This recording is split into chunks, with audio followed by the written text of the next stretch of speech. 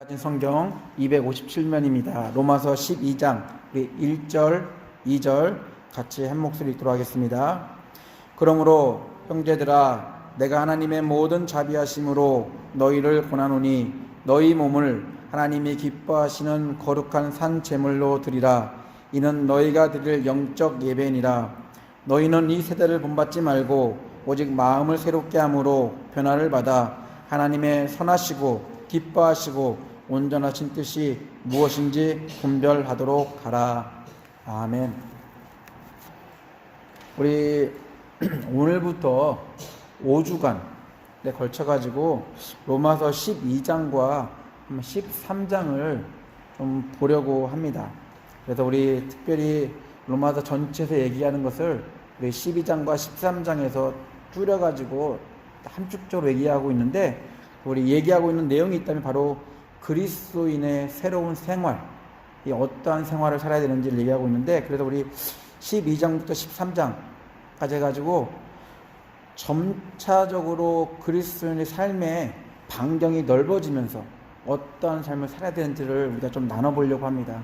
그래서 우리 로마서 전체를 강조하고 있는 것이 무엇이고, 우리 무엇보다도 바울이 로마서를 쓰면서 하나님을 믿는 하나님의 성도로서 어떠한 그런 원리와 또한 어떤 그런 원리를 가지고 살아가야 되는지에 대해서 오늘 로마서 12장과 13장을 통해서 좀 알아보려고 합니다. 그래서 오늘은 그래도 전체적인 주제는 그리스도인 윤리예요.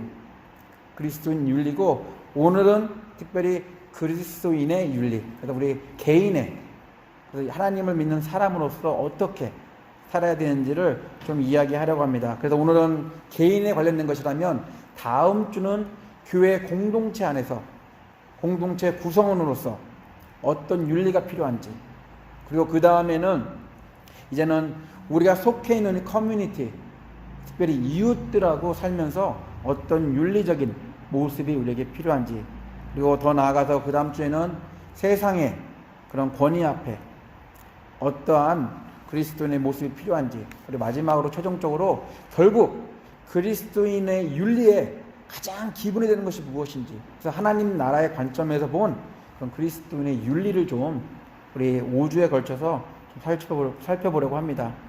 우리 이번 기회를 통해서 로마서 전체를 한번 읽어보시면 너무 좋을 것 같아요. 1장부터 해서 우리 16장까지 한번 쭉 읽어보시면 나름대로 우리가 많이 오해하고 있는 게 무엇이냐면요, 로마서 그러면 1장부터 11장까지는 윤리, 그러니까 교리, 그 다음에 12장부터는 우리가 어떻게 살아야 되는 삶의 방식 딱 구분해서 많이 보거든요. 그러니까 교리, 그러니까 이론적인 거기 때문에 너무 어렵게 생각하고 힘들게 생각하는데, 하지만 엄밀히 보면요 굳이 교리만 얘기하고 있지 않거든요. 하나님의 우리를 어떻게 사랑하셨는지, 우리를 어떻게 의롭게 만드셨는지에 대한 그걸 쭉 풀어서 얘기를 하고 있습니다. 그렇기 때문에 이제는 우리의 삶이 어떠한 삶을 살아야 되는지를 얘기하고 있기 때문에 로마 전체를 한번 쭉 읽어보시면 우리 5주간에 걸쳐서 할 내용들을 좀 쉽게 이해하지 않을까 생각이 듭니다. 그래서 오늘 주제가 그리스도인의 그런 삶, 그리스도인의 그런 윤리 부분을 좀 얘기하려고 하는데요, 우리 생활 방식 또는 삶이라는 우리가 단어를 이렇게 표현할 때 보면은 이거에 또 다른 표현이 있다면 윤리라는 표현일 것입니다. 그래서 우리가 세상을 살면서 혼자 살고 있는 것이 아니라 더불어 사는 공동체의 일원으로 살기 때문에, 그래서 이 윤리라는 단어가 참으로 소중합니다. 중요합니다. 사전을 보니까 사람으로서 마땅히 행하거나 지켜야 할 도리라고 사전에서는 얘기를 하고 있더라고요. 엄밀히 따져보면 그리스도인으로서, 그러니까 세상 윤리는 사람으로서 라고 된다면, 우리 그리스도인이라면 하나님께 은혜를 받은 그런 사람으로서 마땅히 행하거나 지켜야 될 도리가 무엇인지, 그 때문에 이 윤리 부분을 좀 이렇게 다루는 것이 좋지 않을까, 우리에게 유익하지 않을까 생각이 듭니다. 우리 이 윤리는 철학과 많이 관련되어서 발전되어 왔습니다. 특별히 윤리 그러면요, 많이 생각하기를 선한, 어떻게 하면 선한 삶을 살 수 있을까? 그쪽에 많이 포커스를 두고 있어요. 때문에 우리 동양에서는 특히 윤리 그러면 이 선한 삶, 베푸는 그런 것들 가지고 많이 이야기를 해왔습니다. 그래서 우리 이 윤리 그러면 우리가 살아가면서 참 필요한 원리가 아닐까. 특히 세상을 살아가면서 이 윤리는 당연히 필요한. 그래서 윤리와 함께 등장하는 단어가 있다면 도덕이라는 단어예요. 도덕은 옳고 그름에 대한 주관적인 개인 양심입니다. 그러니까 개인 양심에 따라서 행동할 수 있지만 윤리는 주관적이지 않고 객관적인, 그러니까 우리 최소한의 내가 공동체 구성원으로서 어떻게 해야 되는지에 대한 그런 부분이 있다는 것이죠. 그래서 우리가 세상을 살아가면서 특별히 사람들과의 관계를 유지함에 있어서 이 윤리와 도덕은 참 필요한 단어이고, 또한 이거는 분명히 사람으로서 지켜야 되는 그런 도리가 분명히 윤리와 이 도덕인 것입니다. 그래서 우리가 살다 보면 최근에는 더 하는 것 같아요. 이 윤리와 도덕이 많이 무너졌습니다. 우리 요즘에 많이 쓰는 표현이 있죠. 요즘엔 한국에는 이 줄여 쓰는 걸 되게 좋아한다고 하더라고요. 제가 한국에 나간 지 꽤 오래됐기 때문에 요즘에 뭐 나오는 거 보면 무슨 말인지 모르겠어요. 도저히. 이 뜻이 무엇인지. 근데 이게 말 다 단어를 앞에 자만 딱 뽑아가지고 줄여 쓰는 말이 많이 있다고 그러는데, 그 중에 하나가 있다면 우리 내로남불, 혹시 아세요? 내로남불. 이게 그 뜻이라고 하더라고요. 내가 하면 로망스고 남이 하면 불륜이다. 이렇게 줄여가지고 이렇게 쓴다 그러는데, 그것처럼 이 단어만 표현을 봐도 알 수 있을 것 같아요. 윤리가 얼마나 무너져 있는지. 그냥 개인적으로 내가 좋은 자기 중심적인 이런 사고방식에 의해서 세상을 살고 있는, 객관적인 우리 이웃과는 전혀 상관없는 나를 위한 삶을 살고 있는 이 모습들, 윤리가 많이 무너져가는 모습들을 저희가 보게 됩니다. 윤리 그러면요, 딱 살아있는 삶의 모습만 얘기하고 있지 않아요. 윤리는요, 엄청나게 광대합니다. 요즘에는 이 정보기술이 발달되면서요, 또 다른 윤리 문제가 대두되고 있어요. 생명윤리라든지 우리 과학윤리라든지 여러 가지 이 윤리들이 점점 이렇게 넓혀가고 있는데, 분명히 그전엔 제가 접해보지 않았기 때문에 이런 것들에 대해서 참 힘들고 어렵다라고 생각할 수 있을 것입니다. 그럼에도 불구하고 이 윤리는요, 세상을 지탱해주는, 우리가 공동체로서의 살아가는 데 있어서 중요한 밑바탕이 되는 것은 사실입니다. 그 윤리가 있기 때문에, 최소한의 윤리가 있기 때문에, 최소한의 도덕이 있기 때문에 그 세상은 그래도 아름다운 부분이 있지 않나, 그런 생각을 해봅니다. 이처럼 세상을 존재함에 있어서 세상 윤리가 필요한 것처럼 세상 왕국이 아닌 하나님 나라에 속한 하나님의 자녀로서 분명히 우리가 지켜야 될 윤리가 있지 않을까.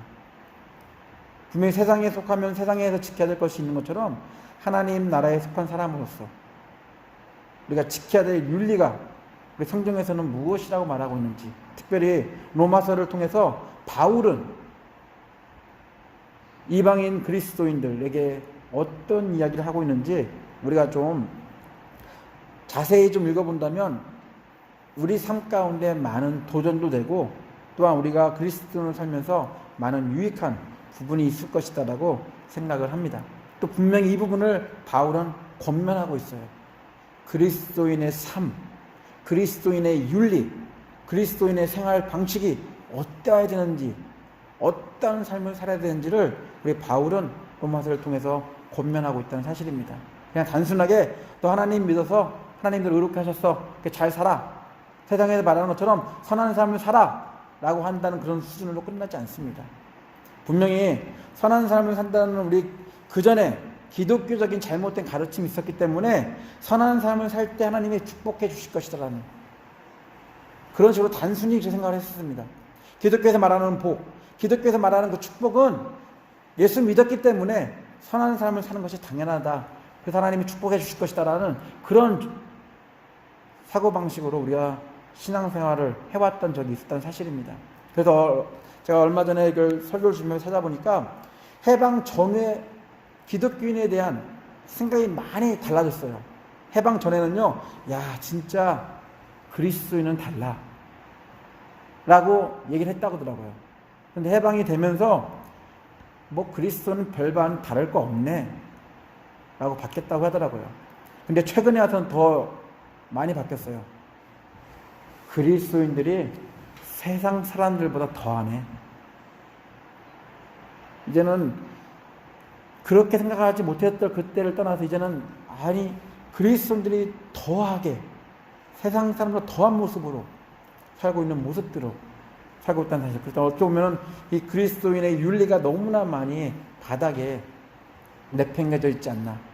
어떤 이 로마서가 주는 교훈은 우리가 참 유익한 부분이 있지 않을까 그 생각을 해봅니다. 그래서 우리 오늘부터 로마서 12장을 볼 텐데요. 로마서 12장의 시작을 보면 그러므로라고 시작을 하고 있습니다. 그래서 로마서 1장부터 11장까지는 분명히 교리만 얘기하고 있지 않지만 가장 중심적인 것은 교리예요. 우리가 기독교가 많이 무너지고 요즘에 최근에 와서 더 기독교가 많이 세상처럼 빠지는 이유가 있다면 이 교리 부분을 좀 많이 가르치는 것에 대해서 무시하자는 생각을 해봅니다. 참 중요하거든요. 분명한 근거와 바탕이 있어야지만 그 다음에 우리가 뭘 세워줄 수 있거든요. 근데 이 교리가 너무 많이 강조 안 되다 보니까 그냥 믿는 게 좋은 거야, 좋은 게 좋은 거야 라는 식으로 우리가 신앙을 하다 보니까 전혀 교리에 대한 이해가 아무것도 없어요. 그냥 단순히 예수님, 하나님 우리를 사랑하셨어, 예수님 이 땅에 오셨어, 죽으셨어, 나는 이제 그렇게 되었어, 그 정도로만. 근데 그 과정을 보면 엄청나게 치밀한 하나님의 계획이 그 안에 담겨있고요, 우리를 사랑하시는 하나님의 뜻이 그 안에 담겨있거든요. 근데 교리를 통해 이걸 풀어주시는데 우리는 그거에 대한 관심이 전혀 없었다는 것이죠. 그러니까 바닥이 한번 무너져 버리면 지금까지 쌓아왔던 신앙의 모든 경력과 모든 것들이 한 번에 그냥 무너져 버리는. 최근에 와서는 이단들이 득실득실 갈 수밖에 없는 이유가 가장 기본적인 교리가 가장 기본이 돼야 될 그런 원리들이 없기 때문에 쉽게 그런 이단들의 그런 속임수에 넘어가지 않나 그런 생각을 해봅니다. 그래서 이 로마서 1장부터 11장까지는 그런 교리를 특별히 이방인들이 생각할 때 하나님이 어떻게 우리를 의롭게 하셨는지를 이렇게 풀어져 써내려가고 있습니다. 그런 다음에 최종적으로 12장에 와서는 그러므로 라고 우리 12장을 시작하고 있다는 것입니다. 그래서 이 그러므로는요 접속 부사인데요, 그러니까 좀 좁은 의미에서는 9장부터 11장까지 얘기한 내용을 이제는 결론적으로 얘기하자면 표현될 수 있겠고요. 또 더 넓게 본다면 로마서 전체 전반부에서 얘기한 내용을 다 아우르는 표현이 이 그러므로라는 표현이 될 것입니다. 11장까지 우리 예열하는 그런 과정을 겪었다면 이제 12장부터는 이제 이 예열을 통해서 이제 우리가 환경에서 특별히 삶이라는 그런 환경에서 어떻게 이제는 그런 역량을 발휘할지, 그래서 그걸 아우르는 표현이 이 그러므로라는 표현일 것이에요. 우리가 그러므로라는 표현을 보게 되면 좀 생각하기가 여러 개 생각할 수 있거든요. 근데 이 그러므로 대신에 그 때문에라고 우리가 바꿔서 읽어보면요 더 쉽게 이해할 수 있을 것 같아요. 또 1장부터 11장까지 한 얘기, 하나님은 우리에게 의롭게 되는 은혜를 주셨습니다. 그 때문에 11장까지 얘기한 이런 교리적인 것들 중에서 하나님께서는 결국 교리가 주고자 하는 것은 그냥 이론적인 설명이 아니라 이러한 것들 때문에 우리는 은혜 받은 사람처럼 살아야 됩니다 라를 강조하고 있다는 것입니다. 그래서 이 그러므로라는 표현 대신에 바로 이렇게 어떻게 보면 이 바울이 많은 장을 활용해서 교리를 얘기한 것은 어떻게 보면 이 하나님의 은혜를 입은 나의 삶이 어떠해야 되는지를 좀 더 강조하기 위해서 밑밥을 많이 뿌리지 않았나. 그래서 우리 낚시할 때 보면은 제가 자주 보는 프로그램 중에 하나가 도시어부거든요. 그거 빼놓지 않고 보고 있는데 강조하는 게 그거예요. 큰 것을 잡기 위해서는 이 잡어라 그러더라고요. 몰려드는 그 쓸데없는 고기들, 그거를 물리치기 위해서는 이 밑밥을 계속 뿌려줘가지고 그것들이 그걸 먹게 하고 큰 것들은 내가 잡을 수 있도록. 그래서 우리 로마서 보면 그런 것 같아요. 11장까지는 그런 우리가 어떤 삶을 살아야 되는지를 강조하기 위해서 이런 삶을 살아야 돼. 그런데 그냥 막 사는 게 아니라, 그냥 선하게 사는 것이 아니라 이런 것들이 있었기 때문에, 하나님이 이렇게 우리를 사랑하셨기 때문에, 하나님이 이렇게 우리에게 은혜를 주셨기 때문에, 하나님이 이렇게 우리 삶 가운데 어떤 삶을 살라고 말씀해 주셨기 때문에 우리는 이제 이런 삶을 살아야 되라고 바울이 강조하고 있다는 것입니다. 그래서 그리스도인이 된 저희들, 하나님의 은혜를 입은 저희들이 세상을 살면서 하나님의 윤리를, 하나님이 원하시는 그런 하나님의 사람으로서의 생활 방식으로 살아야 되는 그것들을 얘기하고 있습니다. 그리스도인, 분명히 성경적인 표현을 한다면 구별된 거룩한 사람입니다. 우리가 오해하고 있는데요, 우리 스스로가 우리를 세상과 구별한 게 아닙니다. 우리의 의가, 우리의 잘남이, 우리의 선한 그런 모습들이 우리를 세상과 구별한 게 아니에요. 우리가 참 많이 오해하는데요, 우리가 한 것 같은데 분명히 성경에서 얘기하는요, 우리가 한 게 아니라 하나님이 하셨다라고. 하나님이 우리에게 은혜를 주셨다라고. 은혜를 입지 못할 사람이었는데 우리에게 은혜를 주셨고 우리에게 긍휼을 주셨다라고. 그래서 우리는 당연히 자연스럽게 세상과 구별될 수밖에 없는 거룩한 사람이 되었다라고 이렇게 이야기하고 있다는 것입니다. 그래서 우리 12장을 시작할 때 바울은 그렇게 얘기하고 있습니다. 12장 1절을 보게 되면, 그러므로 형제들아 내가 하나님의 모든 자비하심으로, 어떻게 보면 1장부터 11장까지의 결론이에요. 하나님의 모든 자비하심으로, 하나님의 모든 긍휼함으로, 하나님의 모든 우리 사랑하시는 그 은혜로 너희를 권하노니 너희 몸을 하나님이 기뻐하시는 거룩한 산 제물로 드리라. 이는 너희가 드릴 영적 예배니라 라고 우리에게 말씀하고 있습니다. 그래서 교리 부분을 끝난 이 바울은요, 이제 우리 삶을 통해서 얘기하고 싶은데, 삶의 방식이 이제 바뀌어야 된다. 새로운 삶의 그런 방향이 이제는 시작돼야 된다 라고 시작하면서 시작한 게 무엇이냐면 바로 제사의 회복, 예배의 회복, 내 자신이 회복돼야 됨을 먼저 얘기하고 있습니다. 하나님과 만나는 그 시간이 회복되는 것이 그리스도인으로서 제일 처음 해야 될 것이라는 우리 바울은 로마서를 통해서 우리에게 말씀하고 있습니다. 우리가 잘 알다시피 이스라엘 사람들의 모습을 설명을 했어요. 하나님이 선택했는데, 하나님의 뜻대로 살기를 바랬는데 그들은 그렇지 못했다. 그냥 결국은 보여지는 삶으로서 하나님을 사랑하는 것처럼 보였다. 하지만 그들의 모습을 보면 우상을 숭배하고 또한 하나님께 받은 사랑을 베풀지 않는 그런 삶을 살았다는 것을 우리 교리를 설명하면서 얘기를 했거든요. 그걸 한 이유는 우리 역시 마찬가지다.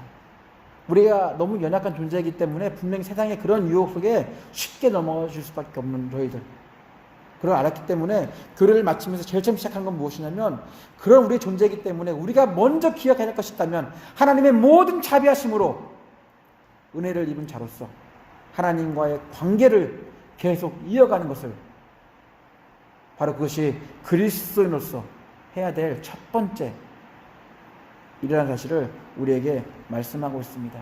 이런 삶의 변화, 새로운 생활 방식, 그리스도인의 윤리적인 모습들이 우리에게 있어야 된다라고 분명히 우리에게 말씀하고 있다는 것입니다. 그래서 우리가 그냥 우리 개역 성경을 읽게 되면 좀 설명이 좀 어려운데요. 메시지 성경은 가끔 제가 잘 인용해 드리는데요. 메시지 성경은 더 구체적으로 풀어 쓰고 있습니다. 어떻게 쓰고 있냐면요. 그러므로 나는 이제 여러분이 이렇게 살기를 바랍니다. 하나님께서 여러분을 도우실 것입니다. 여러분의 매일의 삶, 일상의 삶, 자고 먹고 일하고 노는 모든 삶, 이 삶을 하나님께 헌물로 드리십시오. 하나님께서 여러분을 위해 하시는 일을 받아들이는 것이 바로 여러분이 그분을 위해 할 수 있는 최선의 일입니다. 라고 우리에게 말씀하고 있다는 것입니다. 그래서 우리가 예배라고 생각을 하게 되면 딱 우리가 단정 짓는 것 같아요. 예배 그러면 그냥 주일날 아니면 다른 우리 콰이어 타임이라든지 그런 시간들만 생각하는데, 우리 바울이 얘기하는 예배, 특별히 그리스도인으로서 새로운 삶을 시작하는 그 삶의 시작은 하나님과의 관계, 이 예배의 회복인데, 그 예배는 바로 일상의 삶이 예배라는 것을 우리에게 말씀하고 있다는 것입니다. 우리가 깨어있을 때만이 아니라 깨어있지 않을 때라도 우리의 모든 삶이 바로 하나님을 예배하는 그런 예배자의 삶을 살아야 된다고, 바로 그것이 그리스도인으로서 첫 번째 우리가 첫 발걸음을 띄는 새로운 삶의 방식을 취하는 첫 번째 스텝이라고 우리에게 말씀해 주고 있습니다. 그래서 오늘 우리에게 있어서 그리스도 인류 중에 첫 번째가 있다면 바로 그것이 하나님과의 관계예요. 예배를 통해서 얘기하고 싶은 게 무엇이냐면, 우리가 하나님 관계가 어떠한지를, 우리는 하나님의 자비하심으로 우리가 원해서 은혜를 입은 것이 아니라 하나님 우리를 원하셨기 때문에 우리에게 사랑을 보여주셨고 은혜를 주셨기 때문에 이제 우리가 하나님과의 관계 가운데 거할 수 있게 되었는데, 바로 그러한 관계의 모습이 이 예배를 통해서 드러난다라고 우리에게 말씀하고 있다는 것입니다. 그래서 그리스도인 윤리에서 가장 중심이 되는 것이 있다면, 이제 우리 다음 주, 그 다음 주 계속해서 우리가 좀 확장시켜 갈 겁니다. 삶의 환경들을, 삶의 우리 필드들을 좀 넓혀 갈 거지만, 그 전에 먼저 우리 자신 스스로가 우리 삶 속에서 그리스도인이 됨으로써 우리가 가장 중심적으로 생각해야 될 것이 있다면 바로 하나님과의 관계, 바로 이 관계는 예배를 통해서 드러난다라고 우리에게 말씀하고 있다는 것입니다. 그래서 좀 되게 부담스러운 표현을 쓸 것 같아요.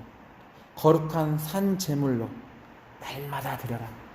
우리 자신을 날마다 하나님이 기뻐하시는 헌물로 드리라는 이 표현이 참 부담스러울 수 있을 것 같아요. 왜? 쉽지 않거든요. 그래서 살다 보면 이렇게 산다는 게 참 너무 어렵거든요. 그렇기 때문에 우리가 어떤 특정한 시간에만 예배를 드리는 것을 더 좋아하는지도 모르겠습니다. 그때만큼은 내가 거룩하게, 그때만큼은 내가 구별된 모습으로 예배를 드릴 수 있지 않을까. 하지만 심지어 우리가 예배에 나와서도 거룩하게 구별된 모습으로 예배에 나와서도 솔직히 예배 드릴 때 다른 생각할 때가 너무 많잖아요. 우리가 연약한 모습 너무나 많이 드러나지 않습니까? 제가 기도라는 걸 설교할 때 그런 얘기 하는데, 너무 피곤하면요 솔직히 기도 자체가 부담스러워요. 너무 졸리잖아요. 너무 피곤하잖아요. 몸이 너무 지쳤잖아요. 그때 기도하라 그러면요 솔직히 기도 안 됩니다. 목사라고 별반 다른 게 없거든요. 졸다가 기도하다 보면요 엉뚱한 얘기가 입에서 나와요. 졸다가 막 꿈을 꾸고 있으면 갑자기 냉장고 얘기가 나오질 않나, 냉장고 안에 있는 무슨 과일들을 축복해달라고 하질 않나, 뭐 별다른 얘기가 다 나오고 피곤하면요.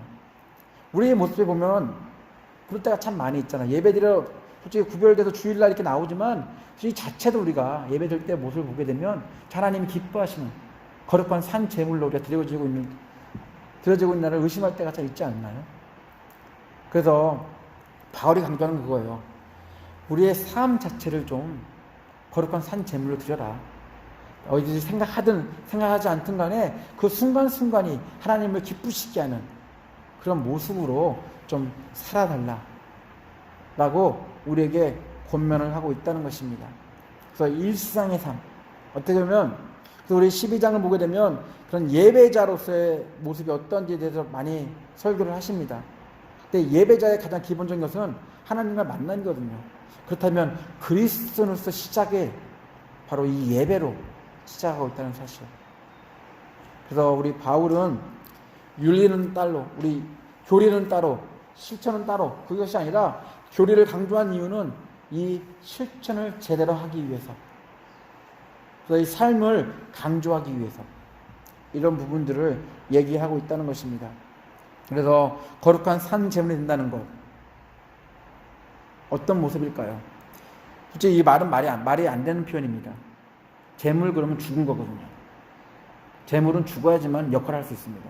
피를 다 흘려야지만 분명히 제사를 할 때 이 제물 역할은 감당하는 것입니다. 하지만 산 제물로 드리라고 했어요. 날마다 우리가 살아있는 것 같지만 날마다 하나님 앞에 우리 자신을 드리는, 바로 살아있지만 우리를 날마다 하나님 앞에 모든 걸 내려놓는 그러한 거룩한 산 제물의 모습으로 하나님 앞에 나아가라, 하나님을 만나라고 우리에게 말씀하고 있습니다. 그래서 거룩한 산 제물이 되기 위해서 우리 바울이 권면한 것이 있다면 바로 2절의 표현이에요. 너희는 이 세대를 본받지 말고 오직 마음을, 우리 같이 한번 읽어볼까요? 2절 같이 한번 읽어보겠습니다. 너희는 이 세대를 본받지 말고 오직 마음을 새롭게 함으로 변화를 받아 하나님의 선하시고 기뻐하시고 온전하신 뜻이 무엇인지 분별하도록 하라. 바로 이런 거룩한 산 제물의 모습은 바로 이런 모습. 동물을 죽일 수밖에 없었던 이유는 사람이 죽는 것을 대신 하기 위해서 우리 하나님께서 동물을 죽이라고 말씀하셨거든요. 하지만 지금은 저희가 동물을 죽이지 않습니다. 예수님이 대신 죽으셨어요. 하지만 우리의 삶은 날마다 세상에 살고 있기 때문에 많은 유혹들이, 세상의 많은 것들이 우리를 유혹하고 우리에 다가옵니다. 그래서 우리는 해야 할 것이 있다면 거룩한 하나님께 드려질 제물로서, 살아있는 제물로서 이 세상을 본받지 않는 그 구별된 그런 삶, 바로 그것이 예배자의 삶이라는 사실, 그것을 우리에게 말씀하고 있다는 것입니다. 그래서 우리 그리스도인이 가져야 될 윤리가 있다면 우리 개인에게 말씀하는 겁니다. 우리 스스로, 우리 개인들이 가져야 될 윤리가 있다면 이 시대가 요구하는 것들을 과감히 내려놓고 날마다 하나님께 우리의 전부를 드리는,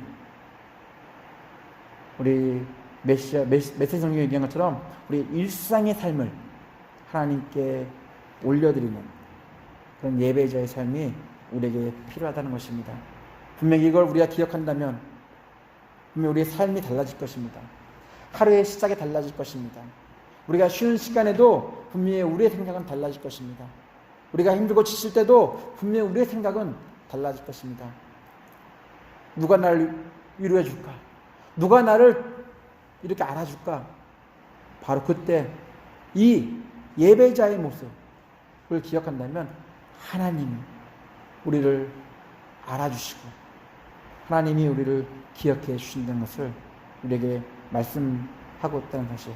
그래서 일상의 삶 가운데 우리와 함께 하시는 하나님이 우리의 삶 가운데 우리를 도우시고 우리를 인도하신다는 것을 통해서 우리가 위로가 되고 힘이 된다는 것. 그래서 오늘 이 말씀을 로마서 12장 1절 2절에서 얘기하고 있습니다. 세상과 구별된 모습, 바로 우리 하나님과의 관계를 유지하는 이 예배자의 삶이 그 중심에 있다는 사실을 우리가 기억하시고 이 스스로를 하나님께 온전히 드려지는, 하나님을 기쁘시게 하는 그런 우리 참된 그리스도인으로서 사시는 우리 성도님들 되시기를 예수 이름으로 축원합니다. 같이 기도하겠습니다.